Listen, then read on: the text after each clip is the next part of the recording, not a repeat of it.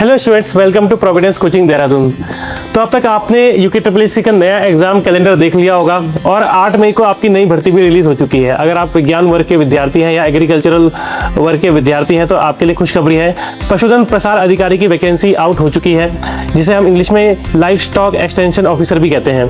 इनका काम क्या होता है तो आपने ग्रामीण क्षेत्रों में देखा होगा, पशुओं के प्राइमरी ट्रीटमेंट के लिए या आर्टिफिशियल इंसेमिनेशन के लिए या फिर वैक्सीनेशन के लिए या किसानों को पशुपालन की जो योजना है उनका लाभ पहुंचाने के लिए ये लोग काम करते हैं। चलिए जानते हैं नोटिफिकेशन में आई सारी डिटेल्स के बारे में। सबसे पहले बात करते हैं नंबर ऑफ वैकेंसीज की। तो 120 टोटल भर्ती है, जिसमें से 108 सीधी भर्ती रहेंगी और 12 पद आपके डिपार्टमेंटल कैंडिडेट्स के लिए रहेंगे। अब इन 108 पद की ही बात करेंगे क्योंकि इसी पे आप एग्जाम देने वाले हैं।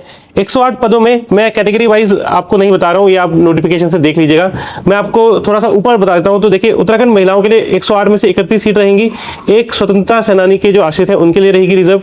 3 सीट रिजर्व रहेंगी भूतपूर्व सैनिक के लिए, 5 अनाथ बच्चों के लिए, 2 है उत्तराखंड के कुशल खिलाड़ियों के लिए और 9 है उत्तराखंड आंदोलनकारी के आश्रित के लिए और 4 सीट है दिव्यांग बच्चों के लिए। अब जानते हैं पशुधन प्रसार अधिकारी की सैलरी कितनी होती है। तो लेवल 6 की जॉब है, 35,400 से आपकी यहाँ पर बेसिक पे शुरू होती है। ये बेसिक पे है, टोटल सैलरी नहीं है। तो जाहिर सी बात है, ये बढ़ के आपका लगभग 40-50 तक जाएगी और उसके लिए मैं एक डिटेल वीडियो आपको अलग से बना के दे दूंगा।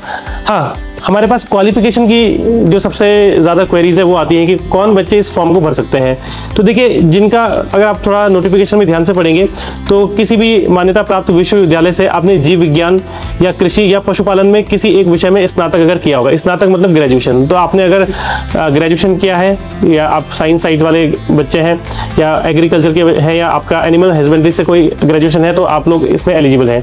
इसमें एक पॉइंट आपको और नोट करना है जो नोटिफिकेशन में दिया है कि जब आपका सिलेक्शन हो भी जाएगा तो सिलेक्शन होने के बाद यानी कि ज्वाइनिंग के बाद आपको पशु चिकित्सालय में 6 महीने का प्रशिक्षण के लिए भेजा जाएगा और उस ट्रेनिंग के दौरान आपको कोई भी सैलरी नहीं दी जाएगी। अब सिलेबस की बात करते हैं। देखिए, पैटर्न तो आपको पता ही है कि यूके के एग्जाम जो होते हैं वो 100 नंबर का पेपर होगा और आपके फील्ड से ही रिलेटेड होगा। अब यहाँ पर हमारे पास बायोलॉजी है, जूलॉजी है और एनिमल हस्बेंड्री है। तो बात करेंगे कि आपके एग्जाम में क्या आने वाला है। तो इसमें सिलेबस को 3 पार्ट्स में बांटा गया है, पार्ट ए, बी और सी में। पार्ट ए सबके लिए कंपलसरी होगा, लेकिन पार्ट बी और सी में से आपको किसी एक का चयन करना होगा।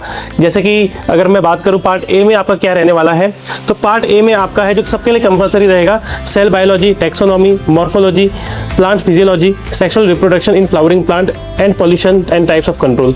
तो ये सब आपके लिए कॉमन रहने वाला है सभी स्टूडेंट्स के लिए। लेकिन पार्ट बी और पार्ट सी आपको चूज करना पड़ेगा। पार्ट बी में बॉटनी और जूलॉजी है और पार्ट सी में एनिमल हस्बेंड्री है। चलिए इंपॉर्टेंट डेट्स की बात करते हैं। तो 13 मई से फॉर्म भरना शुरू हो जाएंगे और 2 जून तक आपकी इसकी लास्ट डेट रहेगी। इसके अलावा एग्जाम की डेट भी दे चुके हैं, 12 जुलाई 2026 को आपका एग्जाम होना है। और इतने टाइम से यूके आपको पता ही है कि काफी डिले कर रहा था, तो अब उम्मीद है कि ये आपका फाइनल एग्जाम कैलेंडर है। तो जो भी डेट्स यहाँ पर मेंशन है, आपका एग्जाम उसी डेट को होगा। अगर आप भी पशुधन प्रसार अधिकारी की तैयारी करना चाहते हैं, क्योंकि 12 जुलाई को हमारा एग्जाम होने वाला है, तो आप हमारे नए कोर्स से जुड़ सकते हैं। अधिक जानकारी के लिए आप दिए गए नंबर पर व्हाट्सएप करके अपना नंबर रजिस्टर करा दीजिए, आपको डिटेल वहां पर शेयर कर दी जाएगी।